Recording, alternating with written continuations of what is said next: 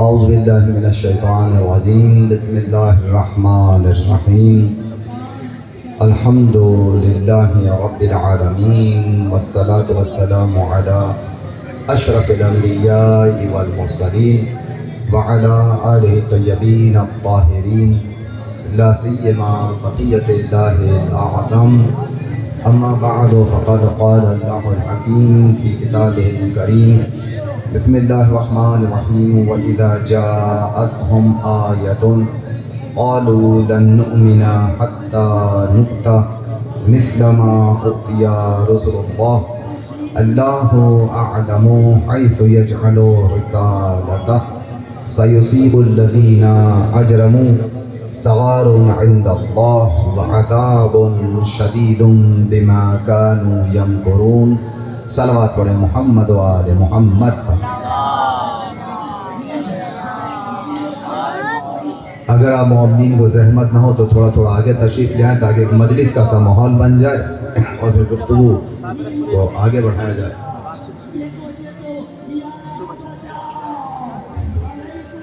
عزیزان محترم، قرآن اور منصب الہی کے عنوان سے جس سلسلہ گفتگو کا آغاز ہوا اپنی 7ویں منزل پر خداوند عالم سورہ انعام قرآن مجید کے 6 سورہ اس کی 124ویں آیت میں ارشاد فرما رہا ہے کہ جب اللہ کی جانب سے ان کے پاس کوئی آیت آتی ہے تو یہ لوگ یہ کہنے لگتے ہیں کہ ہم اس وقت تک ایمان نہ لائیں گے جب تک کہ ہمارے اوپر بھی ویسی ہی وحی نازل نہ ہو جائے کہ جیسی اللہ کے رسولوں پہ نازل ہوئی۔ خداوند عالم نے جواب دیا، یہ نہیں کہا کہ ہم تم پہ وحی نازل نہیں کریں گے، بلکہ یہ جواب دیا کہ اللہ اعلم حیث یجعل رسالتہ، اللہ بہتر جانتا ہے کہ اپنی رسالت کو، اپنے منصب کو کہاں قرار دے۔ شاید خدا کی نگاہ میں یہ بات ہو کہ دیکھو ہم تو تمہیں منصب دے دیں لیکن تمہارا کیا اعتبار، تم بھاگ جاؤ۔ توجہ ہے، اس لیے کہ منصب ایسے کو نہیں دیا جا سکتا کہ جو میدان چھوڑ کر بھاگ جائے۔ میدان میں جو جنگ کے لڑنے والا ہے، یہ پروردگار عالم کی جانب سے منصب اسی کو عنایت ہوگا، اور پروردگار عالم نے جسے منصب دیا اس منصب کے ساتھ اسے علم بھی دیا اور اس کا معجزہ بھی دیا۔ توجہ ہے آپ کی؟ اب دیکھیں، ایک چھوٹی سی مثال پیش کروں گا کہ جس سے یہ بات ثابت ہو جاتی ہے کہ پروردگار عالم منصب کے بارے میں کتنا محتاط ہے کہ ہر ایک کو منصب نہیں دیتا۔ چنے ہوئے افراد ہیں، منتخب شدہ افراد ہیں۔ حد یہ ہے کہ اس نے منصب کے احتیاط میں، منصب کے بارے میں اتنی احتیاط کی ہے کہ اگر اس مثال پہ آپ نے توجہ کی تو یہ ہمیشہ آپ کے ذہنوں کے اندر بات رہ جائے گی کہ پروردگار اپنے منصب کو کسے عنایت کرتا ہے۔ اگر یہ بات ذہن میں رہ جائے، آپ یہ دیکھیں کہ سارا سال آپ گوشت کھاتے ہیں، دکان پہ جاتے ہیں، گوشت لیتے ہیں، لیکن آپ نے کبھی دکان والے سے، قصائی سے یہ نہیں کہا کہ بھائی یہ جو دمبا تم نے ذبح کیا تھا، یہ جو بکرا ذبح کیا تھا، یہ کانا تو نہیں تھا، لنگڑا تو نہیں تھا، سینگ کٹا تو نہیں تھا؟ کبھی کہا آپ نے جا کے؟ آپ گئے، گوشت لیا اور گھر آ گئے، لیکن جب یہی گوشت، یہی دمبا جب آپ لینے جاتے ہیں اور بقرعید کا مہینہ آتا ہے، توجہ ہے، جب بقرعید کا مہینہ آتا ہے تو اب آپ جب قربانی کے لیے دمبا ڈھونڈتے ہیں تو کیسا دمبا؟ قریب آ گئے آپ سب لوگ، تو آپ یہ دیکھیں کہ پروردگار عالم نے کتنا خوبصورت اہتمام کیا۔ یہ منصب کسے دیتا ہے کہ جب بقرعید کا مہینہ آتا ہے تو آپ لوگ ہوتے ہیں کہ جب قربانی کے لیے دمبا خریدنے جاتے ہیں تو آپ قصائی پہ اعتبار نہیں کرتے، آپ کبھی یہ کام نہیں کرتے کہ پیسے قصائی کو دے دیں اور اس سے کہیں کہ قربانی کر کے ہمیں گوشت دے دینا. بسم اللہ. کبھی کیا آپ نے ایسا کام؟ نہیں. خود جا کے لیتے ہیں، جی ہاں. خود ریوڑ میں جاتے ہیں، جی ہاں. خود جانور کو دیکھتے ہیں کہ کہیں سینگ کٹا تو نہیں ہے، بسم اللہ. کہیں لنگڑا تو نہیں ہے، دم کٹا تو نہیں ہے. یہ کیوں کرتے ہیں سارا اہتمام؟ کبھی سوچا آپ نے کہ آخر اس کی وجہ کیا ہے؟ وجہ یہ ہے کہ جب آپ سے پوچھتے ہیں اور وہ قصائی یہ کہتا ہے کہ بھائی یہ لے جاؤ، آپ نے دیکھا کہ نہیں تو لنگڑا ہے، تو قربانی اس پہ نہیں ہوگی. یہ لے جاؤ کہ یہ تم کٹا ہے، اس پہ قربانی نہیں ہو سکتی.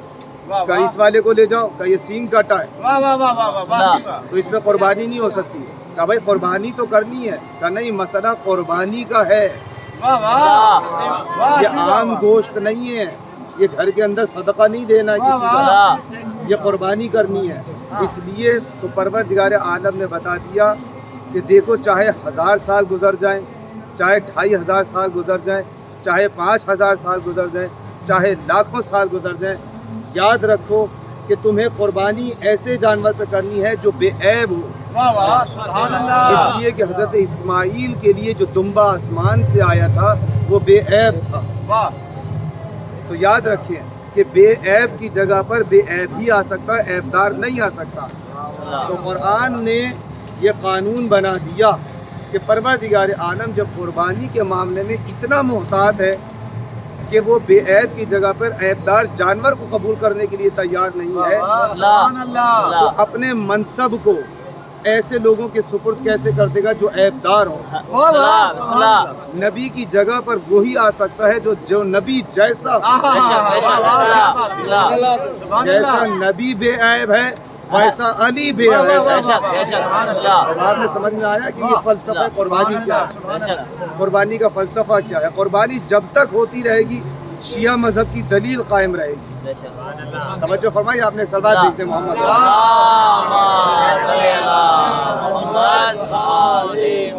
میں بس بہت مختصر اختصار کے ساتھ آپ کی زحمتوں کو تمام کروں گا اگر آپ کی توجہ میرے ساتھ ساتھ رہے. آپ دیکھیں کہ کوفے کے اندر صاحب منصب کی خصوصیت بتا رہا ہوں، توجہ کیجیے گا. کوفے کے اندر ابو ہریرہ مولا کائنات حضرت علی علیہ السلام کے پاس موجود ہے اور کہنے لگے کہ یا علی، میرا دل چاہتا ہے کہ میں اپنے بیوی بچوں کے پاس مدینے پہنچ جاؤں. بیوی بچے ان کے مدینے میں تھے اور میرا دل جو ہے وہ تنگ ہو گیا، ان کے لیے دل پریشان ہے. چاہتا ہوں ایک سلوات بھیجنے محمد و آل محمد.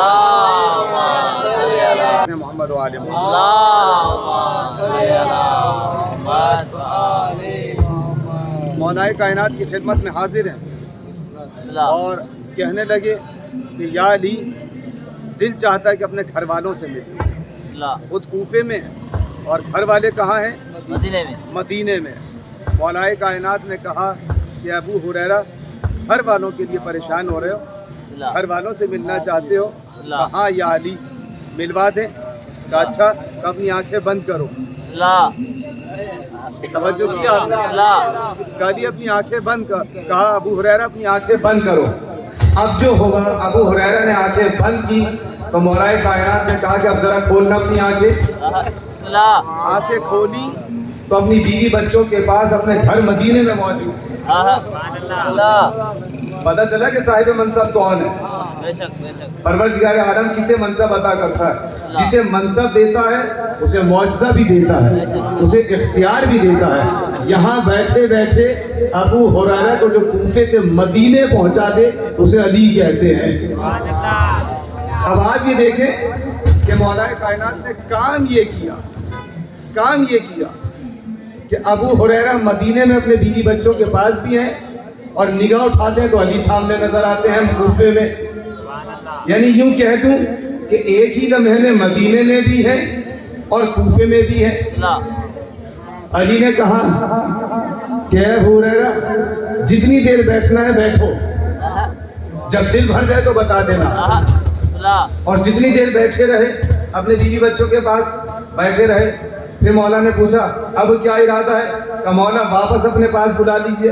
کہ آنکھیں بند کرو. आंखें बंद की, कहा खोलो तो देखा अपने बराबर में। आपने देखा कि ये मौलाए कायनात की एक अजीम फजीलत थी। रावी ने, देखने वाले ने कहा अरे ये तो वो सिफत है कि जो आसिफ बिन बरकिया के पास थी, जो तख्ते बिल्कीस को पलक झपकते में उठा कर ले आया था। मौला ने जवाब दिया कि वो भी तो हमारे ही सदक़े में आया था। तवज्जो है ना? तुम्हें पता ही नहीं है कि वो आया किसके सदक़े में है। वो भी हमारी मोहब्बत में और हमारे सदक़े में वहां से यहाँ आया है। इस बात भेजते मोहम्मद वाले मोहम्मद।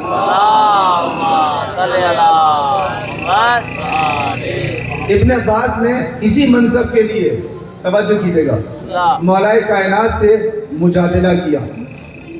कहा कि आए इब्न अब्बास पैगम्बर इस्लाम के चचा, मौलाए कायनात के भी चचा हैं, पैगम्बर इस्लाम के भी चचा हैं। आगे कहने लगे अब्बास या अली, तुम्हें पता है कि पैगम्बर के बाद इन चीज़ों का वारिस मैं हूँ जिस पर जो तुम्हारे पास है। का अच्छा, का कौन कौन सी चीज़ें? का पैगम्बर की ज़िरा, पैगम्बर का अमामा और पैगम्बर की तलवार, इसका वारिस मैं हूँ। मौलाए कायनात ने कहा अच्छा, अगर आप हैं तो मैं आपके हवाले किए देता हूँ, लेकिन शर्त एक है, यहाँ नहीं दूंगा, मस्जिद में चल के ले लीजिए और भरे मजमे में दूंगा।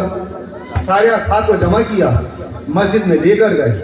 मौलाए कायनात ने ज़िरा भी ली, अमामा भी लिया, तलवार भी ली और लेकर चले मस्जिद। अब्बास भी आ गए और सारे असहाब भी जमा हो गए। अब उसके बाद मौलाए कायनात ने काम क्या किया? इब्न अब्बास के सामने ज़िरा रख दी, अब्बास के सामने, अपने चचा के सामने ज़िरा रख दी और कहा चचा ये है ज़िरा पैगम्बर इस्लाम की, पहन लीजिए। जनाब अब्बास ने ज़िरा को ज़ेब तन किया, पहन लिया और उसके बाद मौलाए कायनात ने कहा कि तलवार हमाइल कीजिए, तलवार बांधिए और सर पे अमामा रखिए और उठिए और चले जाइए घोड़े पर सवार होकर। अब्बास ने काम क्या किया? ज़िरा पहनी, बैठकर अमामा सर पे रखा, तलवार हमाइल की। मौला ने कहा उठिए। अब जब उठना चाहा तो उठ ही ना सके। इतनी खामोशी से सुनेंगे आप लोग, जो है ना। लेकिन मैं तो बहुत सादा लफ्जों में बयान कर रहा हूँ। मौलाए कायनात ने कहा कि उठिए, कने तो उठा ही नहीं जा रहा। उठने की कोशिश की है कि ये है रिसालत का बार, ये बारी रिसालत है चचा, ये बार रिसालत आप नहीं उठा सकते। अच्छा, वहां पे जो बैठने वाला बैठा था ना, मौलाए कायनात ने फिर कहा कि सारे असहाब इस मंजर को देख रहे हैं। मौला ने कहा कि अच्छा ऐसा कीजिए, तलवार हटा दीजिए। तलवार हटा के फिर उठिए। अब जो तलवार हटाई, उठने की कोशिश की, तब भी नहीं उठ सके। मौला ने कहा अच्छा अमामा उतार दीजिए। अमामा उतारा, कहा अब उठ जाइए, कहा तब भी नहीं उठ सके। कहा ज़िरा उतार के भी साइड में रख दीजिए। अब जो ज़िरा उतार के रखी, आराम से उठ के खड़े हो गए।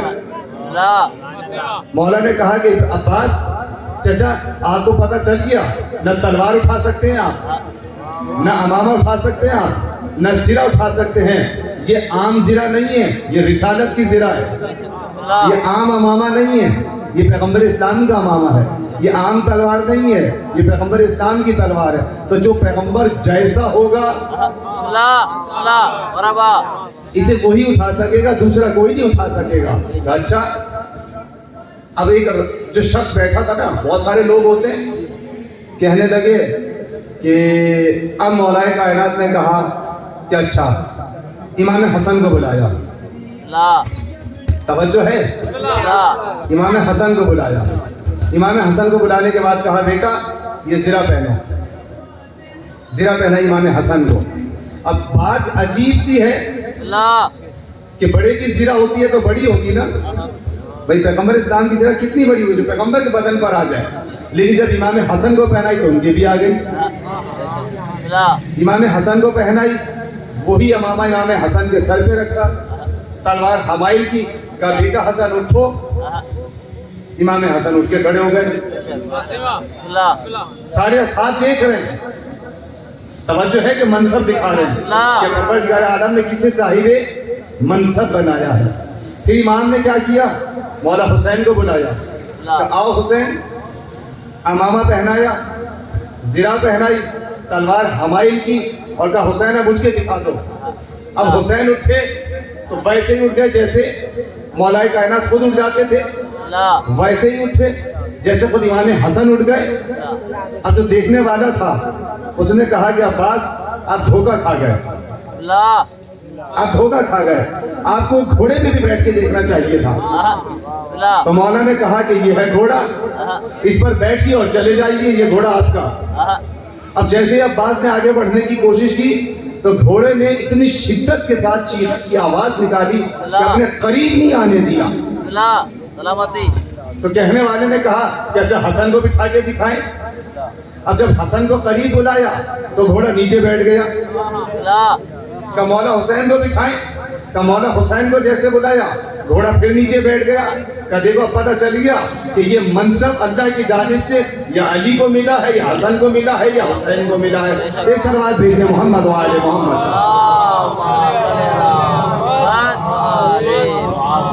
توجہ فرمائی آپ نے. تو آپ یہ دیکھیں کہ مولا کائنات کو جو پروردگار عالم نے منصب عنایت کیا ہے, خدا نے انتخاب کیا ہے علی کا ہر اس مرحلے کے لیے کہ جہاں پر یہ پیغمبر کا دفاع کر سکتے ہیں. توجہ ہے آپ کو, پیغمبر کا ہر مرحلے پہ دفاع کیا. یہی وجہ ہے کہ جب دعوت ذوالعشیرہ میں نبی کریم نے علی کی ولایت کا اعلان کیا اور علی نے حمایت کا اعلان کیا, تو کوئی مرحلہ, کوئی جنگ, کوئی موقع ایسا نہیں جہاں علی نہ ہو. آپ دیکھ لیں بدر کے اندر, احد کے اندر, صاحب منصب کو دیکھیں آپ. جب مولا کائنات پیغمبر اکرم صلی اللہ علیہ وآلہ وسلم کے ساتھ ساتھ موجود ہیں, تو جب جنگ ہوئی ہے تو سارے کے سارے چھوڑ کے بھاگے یا نہیں بھاگے؟ کون نہیں بھاگا؟ علی نہیں بھاگا. مولا کائنات نہیں بھاگے یا پیغمبر نہیں گئے؟ تو پیغمبر نے اس موقع میں کیا کہا, یا علی تم کیوں نہیں چلے گئے؟ اب کون کون بھاگا اس سے مجھے کوئی غرض نہیں ہے, جسے دیکھنا وہ خود جا کے تاریخ میں دیکھے کہ کون کون کون بھاگا. اس لیے کہ میں کیوں جاؤں بھاگنے والوں کے پیچھے, میں تو وہاں ٹھہروں گا کہ جہاں میرا مولا ٹھہرا ہے. توجہ ہے نا, وہ جا کے دیکھیں کہ کہاں کہاں بھاگے اور کون کون بھاگا. بس تاریخ نے اتنا لکھا کہ بھاگے پہاڑوں پر تھے. توجہ ہے نا کہ شاید ہمیں پہاڑ بچا لے گا, لیکن پہاڑ نہیں بتائے گا کہ کل نوح کا بیٹا نہ بچا تو میں تمہیں کیسے بچا لوں گا. میں حال ادھر کا بیان کروں گا, ادھر والا ادھر والے جانے. توجہ ہے. تو مولا کائنات سے پیغمبر نے کیا کہا, اے علی تم کیوں نہیں چلے گئے؟ جب سب کے سب بھاگ گئے تو علی کا جواب سنے مولا کائنات نے کیا جواب دیا. کہا یا رسول اللہ, کیا ایمان کے بعد کفر اختیار کر لیتا؟ مطلب کیا ہے؟ مطلب یہ ہے کہ جو پیغمبر کو چھوڑ کے بھاگ جائے, ان کے دین و مذہب کا اعلان کر رہے ہیں اور پیغمبر خاموش رہے اس موقع پر, اس کا مطلب یہ ہے کہ جو علی کہہ رہے ہیں وہ صحیح ہے اور نبی اس بات کی تصدیق کر رہے ہیں. توجہ فرمائیے آپ نے. یہاں پہ بھی اچھا پیغمبر کے پاس منصب ہے تو پیغمبر نہیں بھاگے, علی کے پاس منصب ولایت ہے, رسالت ہے تو وہ نہ بھاگے. اب ایک جملہ بیان کروں. ایک جگہ پر میں مولا کائنات کی فضیلت کو بیان کر رہا تھا. ایک میرے بہت اچھے دوست کہنے لگے, بھائی آپ نے یہ عجیب سلسلہ شروع کر دیا, کیا یہ آپ نے لگا رکھی علی ولی اللہ وصی رسول اللہ وخلیفۃ الخلافۃ. بس سیدھا سیدھا جب توحید کی گواہی دیتے ہیں تو لا الہ الا اللہ کہہ دیتے ہیں, جب رسول کی گواہی دیتے ہیں تو آپ کیا کہتے ہیں؟ محمد رسول اللہ, محمد رسول اللہ, بس اتنا ہی کہتے ہیں نا. اچھا لیکن جب علی کی بات آتی ہے تو پوری ٹرین چلا دیتے ہیں, علی ولی رسول اللہ وخلیفۃ بلا فاصل. توجہ, یہ کیا ٹرین چلا دی؟ میں نے کہا اچھا, میں نے کہا کہ یہ ٹرین تو خدا نے خود چلائی ہے. قرآن کریم کے اندر آیا ولایت پڑھو, کیا آواز دی؟ انما ولیکم اللہ ورسولہ. والذین آمنوا الذین یقیمون الصلاۃ ویؤتوا الزکاۃ وہم راکعون. تو بھائی یہ ٹرین تو اللہ نے چلائی. جب اللہ نے کہا کہ تمہارا ولی اللہ ہے تو کوئی صفت نہیں بیان کی کہ اللہ ہے, اس کا رسول ہے. لیکن جیسے ہی بات علی کی آئی تو کہا کہ وہ صاحبان ایمان تمہارے ولی ہیں, کہ جو ولی تو صاحبان ایمان بھی ہیں اور جو حالت رکوع میں, نماز کی حالت میں, رکوع کی حالت میں زکوٰۃ دیتے ہیں. تو بتاؤ یہ اتنی ساری صفات خدا نے یہ کہے کی ٹرین چلا دی, اور جیسے اللہ نے ٹرین چلائی ہم نے ویسے ہی کلمے کے اندر ٹرین چلا دی. اسی کو کہتے ہیں کلمہ ولایت. اور یاد رکھو یہی وہ کلمہ ہے جو نجات کا باعث بنے گا. اور جس نے ولایت اہل بیت کو چھوڑ دیا اور بغض اہل بیت کو اپنے دل میں جگہ دی, تو یاد رکھو روایت یہ کہتی ہے, تاریخ یعقوبی نے بھی یہ جملے لکھے ہیں کہ خدا کی قسم کہ اگر جس کے دل میں بغض اہل بیت ہوگا, اگر وہ صفا و مروہ کے درمیان حالت ظلم میں مارا گیا, یعنی بے خطا مارا گیا, اور اس نے کوہ احد جتنا صدقہ بھی راہ خدا میں دیا ہو, طواف کعبہ کرتا ہوا مارا جائے, تو یاد رکھو اگر ایسی حالت میں بھی مر گیا تو جنت میں جانا تو بہت دور کی بات ہے, جنت کی خوشبو بھی نہ سونگے گا. بے شک مرحبا, سلامتی آقا جان, سلامتی. توجہ فرمائی آپ نے. اس کے بعد بھیجنے محمد و آل محمد.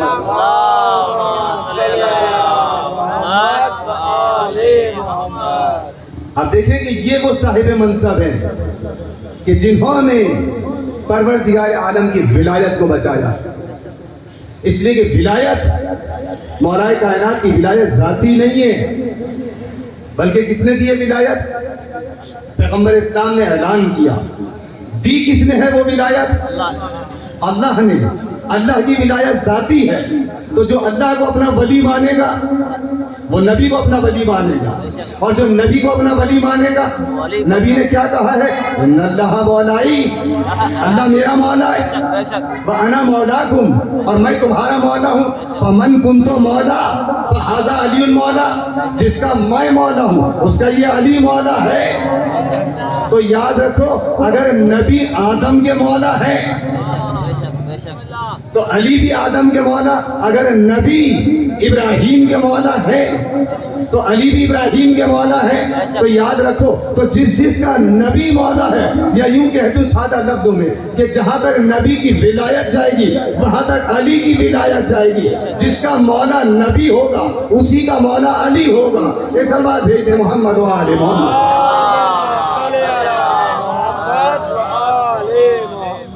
اور ہر مرحلے پر پروردگار عالم نے علی کی ولایت کو پہچانوایا ہے. توجہ ہے نا. ایک جملہ بات کہہ کر بات کو آگے بڑھاؤں. خندق میں کیا ہوا تھا بھائی؟ دیکھیں وہاں تو بھاگ گئے نا, احد میں بھاگ گئے تھے, ایسا ہی ہے. خندق میں پیغمبر اسلام نے چاہا کہ اب کوئی بھاگ نہ سکے تو خندق کھدوا دی. اس لیے کہ خندق عمرو بن عبد الود کے لیے کھدوائی تھی تاکہ وہ نہ آ سکے. کبھی سوچا آپ نے اس موضوع کے بارے میں کہ عمرو بن عبد الود کے اگر کھدوائی تھی اور اس میں آگ لگوائی تھی تاکہ وہ نہ آ سکے, وہ تو آ گیا تھا, وہ تو ٹپ کے آ گیا تھا. تبھی تو پیغمبر نے کہا تھا کہ کون ہے جو اس کی زبان کو بند کرے. اور جب اس نے آگے للکارا تھا کہ اے محمد, اس نے تو نام لے کے پکارا نا, ہم تو نہیں کہہ سکتے, ہم تو یہی کہیں گے کہ اے محمد مصطفیٰ صلی اللہ علیہ وسلم بھیجیے, کون ہے آپ کے اندر شیخ سوار. تو آپ دیکھیں کہ جس کی وجہ سے کھدوائی تھی وہ اندر ہے, تو اب کرے تو کیا کرے. پیغمبر نے یہ حکمت اس لیے اختیار کی تھی تاکہ اب کوئی بھاگ نہ سکے. اب بھاگے تو کہاں بھاگے, اس لیے کہ اگر آگے جائیں گے تو عمرو بن عبد الود کھڑا ہے, پیچھے بھاگے تو آگ ہے, یا تو جل کے مر جائیں یا کٹ کے مر جائیں. تو پناہ ملے تو کہاں ملے, پھر آ گئے علی کے سائے میں. اب سب ایسے کھڑے ہیں خندق میں جیسے سروں پہ پرندے کھڑے ہوں. جب پیغمبر نے کہا کہ کون ہے جو اس کی زبان کو بند کرے تو کوئی نہیں بولا سوائے حیدر کرار کے. توجہ فرمائی آپ نے؟ کوئی نہیں بولا سوائے حیدر کرار کے۔ مولا کائنات آگے بڑھے اور آگے بڑھ کر بتا دیا کہ دیکھو میں نے کہا ہے پیغمبر سے دعوت ذوالعشیرہ میں نے کہا تھا یا رسول اللہ میں آپ کی مدد کروں گا، تو چاہے عمرو بن عبدود مقابلے پر آئے یا مرحب مقابلے پر آئے یا اندر مقابلے پر آئے، بتاؤ کس نے کس مرحلے پر پیغمبر کو مدد کی ہے، پیغمبر کی مدد کی ہے یا پیغمبر کی جان بچائی ہے؟ سوائے علی مرتضیٰ کے کوئی شہ سوار نظر نہیں آتا کہ جو عمرو بن عبدود کے سامنے بڑھا ہو۔ یہ سوائے حیدر کرار کی ذات تھی کہ بس مولا کائنات آگے بڑھے۔ توجہ ہے، مولا کائنات آگے بڑھے، اور جب پیغمبر آگے بڑھے، جب پیغمبر نے دیکھا کہ اب علی آگے بڑھے ہیں تو کیا تمغہ عنایت کیا، سند عنایت کی کہ دیکھو آج کل ایمان کل کفر کے مقابلے پر جا رہا ہے۔ بے شک بے شک، مرحبا مرحبا۔ توجہ ہے نا؟ تو جو لوگ جاہل قسم کے لوگ یہ کہہ دیا کرتے ہیں کہ نعوذ باللہ ابو طالب کافر تھے، تو یاد رکھو جس کے بیٹے کا نام، جس کا بیٹا کل ایمان ہو، تم علی کے باپ کی فکر نہ کرو، اپنے باپ کو بچاؤ۔ اس لیے کہ ابو طالب تو اس عظیم ذات کا نام ہے کہ جس کے بیٹے کا نام کل ایمان ہے، تو جس کا بیٹا کل ایمان ہو اس کا باپ کس منزل پر ہوگا؟ توجہ فرمائیے آپ۔ اللہ اکبر، یا رسول اللہ، یا علی، یا علی، زندہ آباد، زندہ آباد، مرد آباد، مرد آباد، اللہم صلی اللہ محمد۔ سب مل کر ایک بلند ترین صلوات خود ان صحابہ کی صحت و سلامتی کے لیے پڑھیں جنہوں نے مجھے ساتھ دلوایا ہے۔ اللہم صلی اللہ محمد وآلِ محمد۔ توجہ فرمائی آپ نے۔ اور پھر پیغمبر اسلام نے کیا کہا جب فتح کر لیا، خندق کو بھی فتح کر لیا، اور مولا کائنات کو سند دی کہ ضربت علی یوم الخندق افضل من عبادت الثقلین۔ بے شک، بس ساری زندگی کا ماحصل یہ جملہ ہے۔ اگر بخدا مسلمان اس بات کو سمجھ لیں کہ علی اس ذات کا نام ہے کہ جس کی ایک ضربت ثقلین کی عبادت سے افضل ہو جائے۔ اب جو یہ چاہتا ہے نا کہ علی سے فلاں افضل ہے، فلاں افضل ہے، پہلے علی کی ضربت کا فیصلہ کرو۔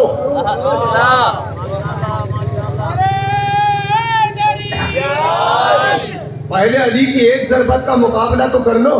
علی کی ایک ضربت سے تو آدم کی عبادت افضل نہیں ہے۔ توجہ فرمائی آپ نے، اس لیے کہ پیغمبر کی زبان سے نکلے ہوئے یہ الفاظ ہیں کہ یعنی عبادت ثقلین افضل من عبادت ثقلین، کہ علی کی ایک ضربت خندق کے دن عبادت ثقلین کی عبادت سے افضل ہے۔ ایک صلوات بھیجئے محمد و آل محمد۔ اللہم صلی اللہ محمد وآلِ محمد۔ توجہ فرمائی آپ نے۔ بس عزیزان محترم، میں آپ کی زحمتوں کو ختم کر رہا ہوں۔ مولا کائنات یہ چاہتے ہیں کہ جس طرح سے پروردگار عالم نے میرا انتخاب کیا نبی کی حفاظت کے لیے، میں چاہتا یہ کہ پروردگار میں ایسا انتظام کر جاؤں کہ جب کربلا میں اللہ کے دین پر وقت پڑے گا تو میں نہیں ہوں گا، لیکن میری کوئی ایک نشانی ہو جو رسول کا وارث حسین ہے، میرا وارث اس حسین کی مدد کر سکے۔ آج علم میرے ہاتھ میں ہے، کل میرے بیٹے کے ہاتھ میں ہے۔ جناب عقیل سے مولا کائنات نے اس بات کا اظہار کیا، اے عقیل تم نسب شناس ہو، تم عرب کے قبائل سے واقف ہو، میرے لیے ایسا قبیلہ تلاش کرو کہ جس کے گھر میں شجاعت ہے،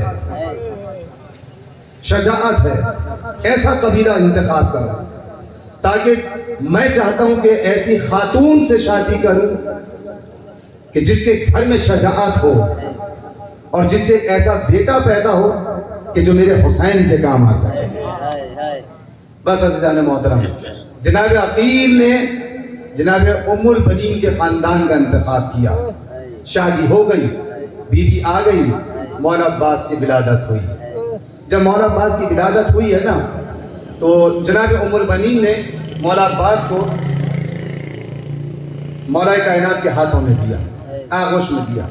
مولا کائنات کبھی ہونٹوں پہ بوسہ دیتے تھے، کبھی گردن پہ بوسہ دیتے تھے، کبھی آنکھوں کو چومتے تھے اور کبھی عباس کے ننھے ننھے ہاتھوں کو بوسہ دیتے تھے اور گریہ کرتے جاتے تھے۔ ایک مرتبہ ام البنین کہتی ہیں کہ میں نے دیکھا کہ آقا امیر المومنین میرے عباس کو اپنی زانوں پر بٹھا کر آستین الٹی ہوئی ہے، عباس کے بازوؤں کا بوسہ دے رہے ہیں، پیار کرتے جاتے ہیں اور روتے جاتے ہیں۔ میں نے پوچھا کہ اے میرے آقا، اے امیر المومنین، یہ کیا ماجرا ہے؟ آخر میرے عباس کو آپ اس طرح بٹھا کر اس طرح سے پیار کرنے کی وجہ کیا ہے؟ کہا ہے ام البنین تمہیں نہیں معلوم کہ میں کیا منظر دیکھ رہا ہوں، مجھے وہ کربلا کا منظر یاد آ رہا ہے کہ کل میرے اسی عباس کے یہی بازو قلم کر دیے جائیں گے۔ عزیزو بس عاشور کا دن آیا، سنو گے، عاشور کا دن آیا ہے۔ عباس مسلسل حسین کے پاس کھڑے ہیں۔ جب سارا لشکر حبیب ابن مظاہر بھی جا چکے ہیں، مسلم ابن اوسجہ بھی شہید ہو گئے اور سارے عوان و انصار شہید ہو گئے، کتنے ہی بنی ہاشم چلے گئے، تو مولا عباس نے کہا آقا حسین اب مجھے بھی مرنے کی اجازت دے دیجئے، اب مجھے بھی مرنے کی اجازت دے دیجئے۔ تو حسین نے ایک مرتبہ سر جھکا کے کہا کہ عباس تم تو میرے لشکر کے علمدار ہو، کیا تم بھی ہمیں تنہا چھوڑ کر جانا چاہتے ہو؟ عجیب جملہ کہا ہے عزیزو، اگر کبھی گھر میں بیٹھ کر بھی اس جملے کو سوچو گے تو آنکھوں سے آنسو نہیں رکیں گے۔ عباس کیا تم بھی ہمیں تنہا چھوڑ کر جانا چاہتے ہو؟ عباس نے کہا مولا میں آپ کو تنہا نہیں چھوڑنا چاہتا، لیکن آپ کے بعد میں تنہا زندہ نہیں رہنا چاہتا۔